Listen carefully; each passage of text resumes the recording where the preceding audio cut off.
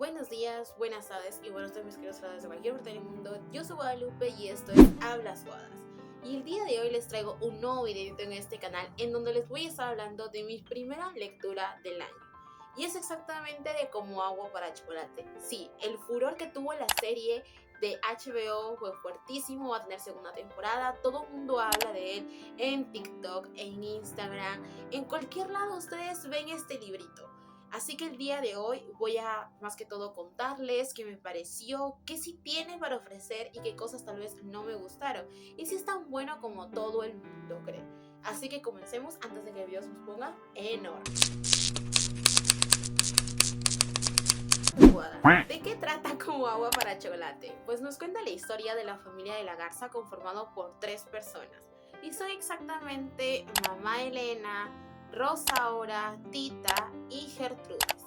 Da la cuestión de que Mamá Elena se quedó viuda cuando tuvo a su tercera y última hija. Da la cuestión de que como este libro está ambientado en México, se tenía la costumbre de que la hija menor se iba a encargar del cuidado de sus padres hasta el día de su muerte. Por lo tanto, esta misma persona estaba exenta, absuelta de contraer matrimonio y mucho más de tener hijos. Su único fin en esta vida era cuidar a sus padres hasta el día en que murieran. ¿Qué pasa con nuestra protagonista? Tita es la hija menor de la familia de la Garza. Ella no sabía de esta costumbre hasta que llegó un punto en donde todo el mundo hablaba sobre su noviazgo con otro hijo de un hacendado. Y este era Pedro Musqui. Da la cuestión de que a partir de una gran fiesta ellos comienzan a formalizar todo. Entonces Pedro Musqui decide ir a hablar con mamá Elena para pedir la mano de su hija Tita. Da la cuestión de que él también se entera de esa tradición a la hora que va a pedir la mano de Tita. Entonces le dice, ¿sabes qué, señora mamá Elena? No se preocupe, yo le voy a dar la solución. Voy a casarme con su hija Rosaura. ¿Cuál es la justificación de Pedro Musqui? Él dice que él quiere estar cerca de Tita y solamente lo hace por eso. Da la cuestión de que Rosaura y Pedro Musqui se casan. ¿Cuáles son las vicisitudes que tiene que pasar este gran amor entre Tita y Pedro Musqui sabiendo que es su cuñado? Y más que todo, ¿qué pasa cuando tiene a su primer sobrino? ¿Qué pasa cuando hay otras cosas involucradas como el crecimiento personal, la muerte de algunos personajes y relacionarse con otras personas aparte de su familia? Y eso es prácticamente la historia de Como agua para chocolate. Entonces, ¿qué hace tan especial este libro que tú le pusiste 4 estrellas? Y esto se debe a un par de puntos interesantes que les voy a ir nombrando.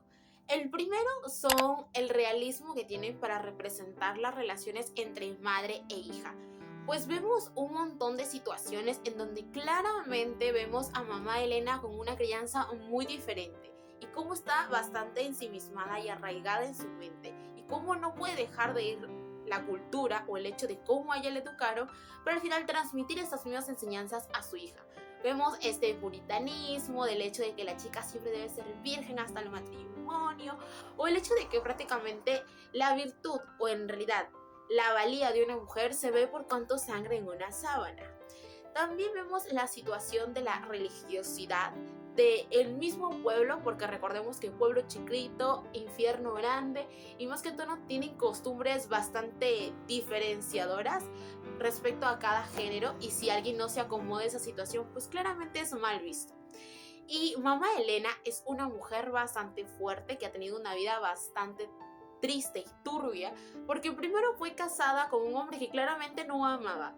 En ese momento no existían los derechos que ahora nosotras tenemos. A partir de todo ese odio y ese rencor que va obteniendo a partir de este matrimonio sin amor, es lo que va desfogando y transmitiendo a sus hijas, porque claramente son fruto de eso que no es amor, eso que claramente le produjo traumas, que le produjo odio y desosiego. Entonces es la única forma de transmitirlo y no lo podemos culpar por eso. Ahora, ¿cómo son sus relaciones con sus hijas? Es muy diferente mamá Tita con su primera hija, que en este caso es Rosaura, es la mayor. Da la cuestión de que ella fue el primer trauma.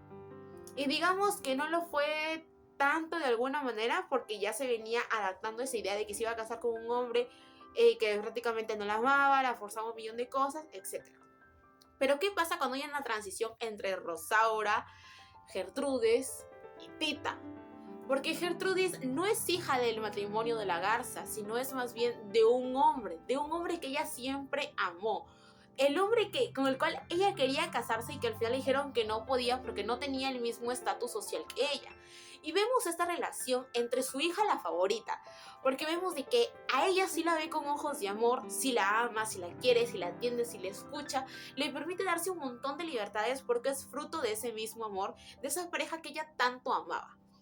Ahora, ¿qué pasa cuando más bien esta relación entre madre e hija que las une desde el momento de su concepción es el hecho de que Tita es claramente uno de los traumas más fuertes que tiene que pasar mamá Elena? Pues ella ya no quería tener hijos con el tipo y el tipo la fuerza. Y más que todo porque ella se entera de que el tipo y su familia se unieron para asesinar al amor de su vida. Entonces todo eso, todo ese odio, todo ese rencor, toda esa ira guardada que le tenía al tipo, se la transfiere a su hija. Porque claramente es un recordatorio constante de todo lo que tuvo que pasar. Y esto es un recordatorio, una alerta ámbar para decirnos de que, güey, ¿qué pasaría si una mujer que es abusada es forzada a ser madre? Y estos son los resultados. Vamos al punto número 2, que es el conformismo en el amor. Aquí vemos a nuestra protagonista Tita, que prácticamente tiene una relación con el amor un poco distorsionada, porque recordemos que nuestras formas de transferir nuestras emociones en nuestras relaciones intrapersonales, románticas o de pareja, se debe a nuestras relaciones con nuestros padres. De ahí sale eso de mommy issues, daddy issues, etcétera, etcétera, etcétera. La cuestión es de que Tita siempre ha visto que la única forma de amor, comillas, comillas, asteriscos, asteriscos, corchetes, corchetes, porque ella piensa que el amor que le transfiere su madre, que es odio, que es aborrecerla, que es mantener distancia, eso es una forma de amor para ella, porque es la única manera que le han enseñado que supuestamente así se transfiere el afecto de una persona. Si una madre que literalmente te ha tenido 9 meses aquí dentro y de alguna forma te dice, es así como yo te cuido, como así te expreso mis emociones, mi amor, pues claramente la flaca no sabe lo que es el amor porque jamás se lo han demostrado. Entonces no sabe cómo se ve el verdadero afecto, que es aquel que no te lastima, que no te limita y que no transgrede tu integridad física, ni mental, psicológica o sexual. Entonces a eso vamos. Vemos a Tita siendo un personaje reprimido, o más que todo, tanto en sus emociones, tanto positivas como negativas, porque ella hacía lo que fuera por su madre, al igual que Rosaura, por el mismo hecho de que era la única forma de retribuir, comillas, comillas, su amor o su afecto hacia su madre. Porque siempre se ha dicho en esta metáfora de que los hijos deben amar a sus padres y sus padres están obligados a amar a sus hijos, cuando en realidad hay muchas circunstancias que permiten exteriorizar este tipo de emociones, tanto positivas como negativas. Tú no sabes cómo esa persona terminó teniendo un hijo con esa otra persona y prácticamente ahí nace el hecho de que existen hijos favoritos, o más que todo que las circunstancias forman a los padres. Es por lo tanto que Tita es un gran ejemplo de demostrarnos cómo nuestras relaciones parentales nos preparan o nos dan un inicio o un indicio de cómo debería verse nuestra vida romántica. ¿Qué es el tipo de afecto que nosotros merecemos como personas humanas? ¿Qué es lo que estamos acostumbrados, que nos han enseñado y qué merecemos en realidad?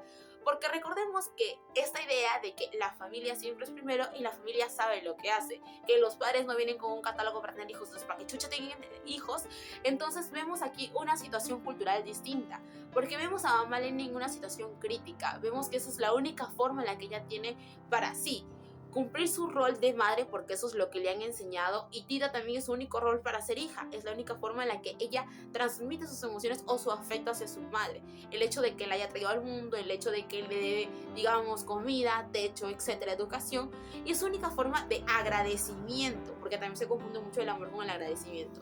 Entonces, ¿qué sucede? Tita, cuando se relaciona por primera vez con Musky, ella piensa que su relación está basada en emociones fuertes, cuando en realidad no lo es. Simplemente recibe las mismas migajas que le ha enseñado mamá Elena, que considera que es afecto o amor. porque desde un primer momento, si Pedro Musqui la hubiera amado de verdad, se lo hubiera llevado lejos, güey, se lo hubiera llevado lejos. En ese tiempo era fácil, no te lo voy a negar, era fácil. Entonces ya se hubieran ido hace rato, ya se hubieran ido. Si lo hubiera querido, se hubieran ido. Y ella en algún punto se lo propone. Y el muy cobarde dice que no. Entonces, aquí vemos cuáles son nuestros límites o qué estamos dispuestos a hacer por quienes supuestamente amamos. Pero ¿qué pasa cuando encontramos a alguien que rompe este estereotipo? Que es bueno, que es afectuoso, que tiene responsabilidad afectiva antes de que existiera la palabra. Y conocemos aquí a Dr. Brown. ¿Qué pasa cuando Tita se encuentra con este personaje que no la hace sufrir? Que le da su espacio, que le da sus libertades, que le permite pensar por sí misma y jamás la fuerza a nada. No la condiciona en ningún momento. ¿Qué sucede cuando ella cree que dice, bueno, entonces en este punto estaría olvidando a Pedro Musqui, cuando en realidad es esta otra idea de que, bueno, cuando algo bueno nos pasa y más que todo no estamos acostumbrados a ello, simplemente lo dejamos de lado. Número 3. Son los prototipos de pareja. Aquí vemos al supuesto villano de la historia, que es Pedro Musqui, y por el otro lado es el personaje ideal, lo que todo el mundo debería aspirar a tener, que es Dr. Brown. ¿Qué es lo que lo diferencia a Pedro Musqui de Dr. Brown? Pues millones de cosas. Primero vemos a Pedro Musqui, que es como un niño chiquito, como un dulce representado por Tita. En donde se nota que a este chibolo nunca le dieron amor y mucho menos lo abrazaron de chiquito. Se nota muy odioso ese personaje. Es el hecho de que representa todo lo tradicional. El hecho de que, bueno, esto es lo que me enseñaron, supuestamente guardar las buenas costumbres, mantenerme al margen y siempre hacer lo que supuestamente creen, pero al final afectan a otras personas y siendo egoístas. No toman decisiones inmediatas, fuertes, contundentes, porque nunca han tenido ni siquiera el control de su propia vida. Y es por eso que es importante primero aprender a ser independientes de manera psicológica, emocional y económica antes de tomar decisiones que involucren a otra persona y claramente le jodan la vida de por vida. Entonces, eso es Pedro Musqui. Todo lo que está mal en esta vida, todo lo que significa ese México tradicional, en donde, bueno, no era esa, sino era otra alternativa y al final es una alternativa egoísta. Ahora, vemos a Dr. Brown, que más bien es un personaje súper adelantado a su época. Vemos este concepto de lo que significa la responsabilidad afectiva. Jamás fuerza a nuestro personaje Tita, sino más bien que le da su espacio, le permite conocerse a ella misma, hacer una introspección, saber que puede curar sus heridas y él seguir guardando sus emociones hasta que ella esté lista. Le va demostrando cómo se ve un verdadero afecto a partir de la explicación de cómo funcionan las velas. Vemos cómo sus ideas se van conectando, pero que al mismo tiempo es esta ruptura del estereotipo de que, bueno, amamos a una persona que verdaderamente nos entiende. Y al final el mundo decide quedarse con Pedro. Número 4, que me parece súper importante, es Tita como protagonista. Siempre hemos visto en historias de romance, de crítica social, de política, etcétera, sea en narrativa, novelas, cuentos, ensayos, etcétera, siempre notamos que nuestros protagonistas, especialmente las mujeres, tienen que ser fuertes, independientes, tienen que tomar muy bien sus decisiones, son determinadas, saben lo que quieren y prácticamente ese es el ideal, es lo que todas deberíamos aspirar a ser o en realidad a convertirnos. Pero ¿qué sucede cuando nos plasma aquí nuestra querida Laura Esquivel, un personaje que es bastante realista? Vemos a Tita como un personaje que rompe con esta idea de que yo soy perfecto, de que tomo las mejores decisiones, de que soy súper arriesgada, de que digo una cosa y luego cambio de otra. Entonces, digamos que sus decisiones determinan su vida, sí, pero nadie muere en la historia por esas mismas decisiones. Es por eso mismo que Tita es una representación real de lo que significa una mujer reprimida, una mujer que no ha tenido conexiones más allá de su familia. Vemos que Tita solamente se relaciona de manera total, inmediata, el resto de su vida con su madre, la señora cocinera, la sirvienta y sus 2 hermanas. Y ni siquiera ellas se llevan tan bien entre sí. Vemos que ella es aislada de toda esta sociedad, que llegó a un punto en donde ella exige querer estudiar, pero este estudio se queda a medias. Vemos también el hecho de que no existen conexiones con otro género, entonces se les hace un poco más difícil a nuestro protagonista conocer exactamente cómo funciona de alguna manera generalizada la mente de los varones, porque ella le cree puras mentiras a Pedro Musqui. Yo sé que son mentiras porque literalmente el discurso de los Pedros Musqui no ha cambiado a pesar de que estamos en el siglo XXI, siguen siendo los mismos, literal. Entonces uno se da cuenta por el mismo de que ha tenido interacciones con otras personas, o más que todo del género masculino o al género distinto al cual uno tiene. Entonces vemos que Tita es bastante aislada de todo y no tiene conexiones con otras personas, no tiene preguntas, no tiene interacciones, y esas ausencias de interacciones no le permite aprender o conocer bastantes cosas. Saber cuándo la están manipulando psicológicamente, el hecho de que la están chantajeando, el hecho de que la pone en una situación en donde ella dice, yo tengo que hacer esto, tengo que hacer lo otro, pero no se tomaron una decisión.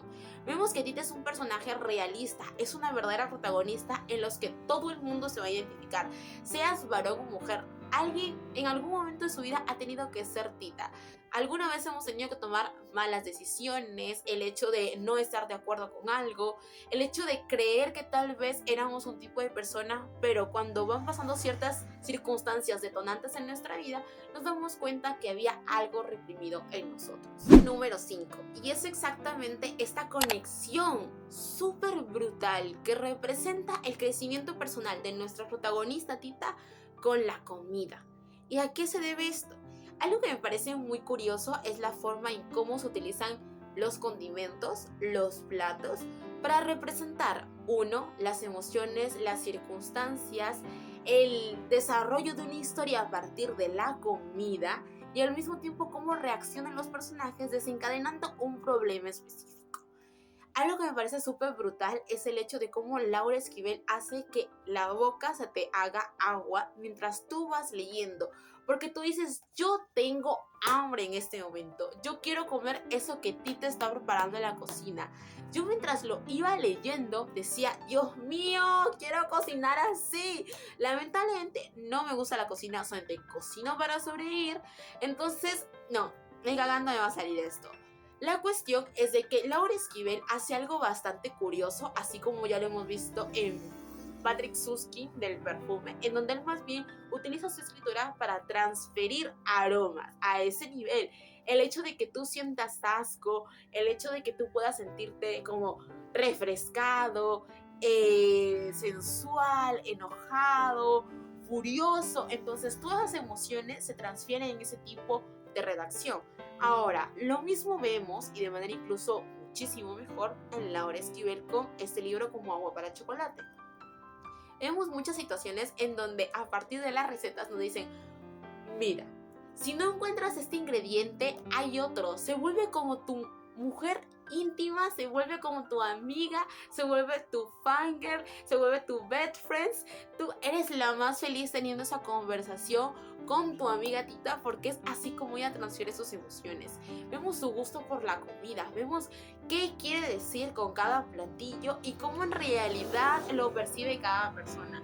Todo el mundo siempre ha dicho de que las emociones son transferibles. Y vemos aquí lo que significa ser somáticos, transmitir esas mismas emociones en un aspecto que es en realidad el arte culinario, que es la comida.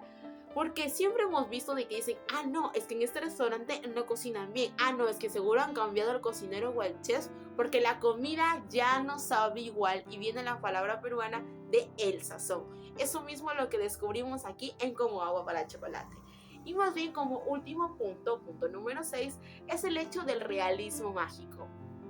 Yo ya me he leído 100 años de soledad y demasiados libros de Gabriel García Márquez, porque me encanta ese hombre, y bastantes libros de Isabel Allende, los cuales son prácticamente como los representantes tanto de varones como de mujeres sobre el realismo mágico.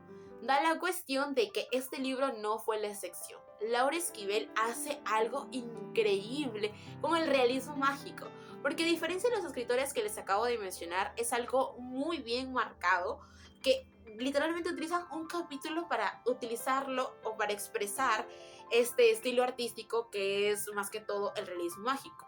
Pero ¿qué pasa cuando Laura Esquivel lo hace de manera bastante sutil? y digamos sutil dentro de lo normal de alguna forma, porque siempre relacionamos el realismo mágico con la exageración de ciertas escenas llamadas mágicas o irreales para el mundo humano o terrenal. Entonces aquí vemos situaciones en donde Tita, a partir de... Perdón, me estoy muriendo de calor. Hace un calor horrible en Perú. En su país no hace calor, aquí nos estamos achicharrando. En fin, anyways. La cuestión es de que aquí vemos a Tita haciendo algo bastante curioso, que es cuando se siente triste comienza a tejer. ¿Y cómo termina este tejido? Vemos lo que pasa con lo del pastel, cómo todas esas situaciones asquerosas, lo que pasa con su sobrinito, cómo se entera. Vemos fantasmas. Esta historia utiliza el realismo mágico para que Tita vaya teniendo un crecimiento de personaje que de alguna forma luego se va deformando, porque llega una cúspide que tú dices, bien, esa es mi chica, esa es mi girly, ella es mi amiga, yo la amo, yo la defiendo, pero después cae por muchos lados. Pero prácticamente el realismo mágico representa las emociones de Tita en una situación muy creepy. Y más que creepy es el quiebre de todo ella. Es cuando ya no puede más, ya no sabe qué hacer y crea algo que va más allá de lo normal. Que tú dices, Dios mío, es exactamente eso. O incluso hay una situación en donde Tita comienza a tener frío porque dice que su corazón está totalmente congelado y tiene que ponerse como no sé cuántas frazadas encima para de alguna forma coger calor, porque su cuerpo ya no sabe lo que es la calidez. Eso ha sido todo por el video de hoy. Espero que les haya gustado, que hayan disfrutado muchísimo el video. Y si es así, no olviden regalarme un like, suscribirse, activar la campanita de notificaciones para que YouTube les avise cada vez que yo suba alguno de estos videos. No olviden seguirme en todas mis redes sociales, donde siempre estoy súper activa, ya sea en Instagram, donde hay contenido diario, hay un montón de reseñas, hay chistes, etcétera, de todo lo que hago. También les cuento story times de cosas que pasan por mi mente y mis problemas económicos, sociales, de crisis existenciales normales. Así que ahí chismeamos de todo. También no olviden pasarse por mi Goodreads, en donde siempre están enterados de todos mis procesos de lectura, todo lo que voy comentando. Incluso a veces lo dejo de poner en Instagram para ponerlo en Goodreads, para que puedan ver los libros que estoy leyendo, los que espero leer, las reseñas de primera mano y las puntuaciones, como en este librito de aquí. No olviden también seguirme en Threads, en donde a veces estamos chismeando de algunas cosas. Y bueno, en TikTok, en donde más que todo es para difundir un poco más la literatura y este canal. No olviden que también hablamos de temas sociales, políticos, story times, de vida, reflexiones, etcétera, en mi podcast Paso, que se encuentra en Spotify, y todas mis redes sociales, incluso el podcast, lo pueden encontrar aquí abajito en la descripción. No olviden que pueden compartir, pueden comentar, yo lo voy a estar marcando con un corazoncito y les responderé a la brevedad posible. Por favor, ténganme paciencia, a veces recibo muchos comentarios y no me da la vida al momento de responder, pero prometo responderles lo más rápido posible. Así que bueno, tú ya leíste Cómo hago para chocolate, y tú, mi querido hablador, nos vemos hasta el próximo video. Adiós.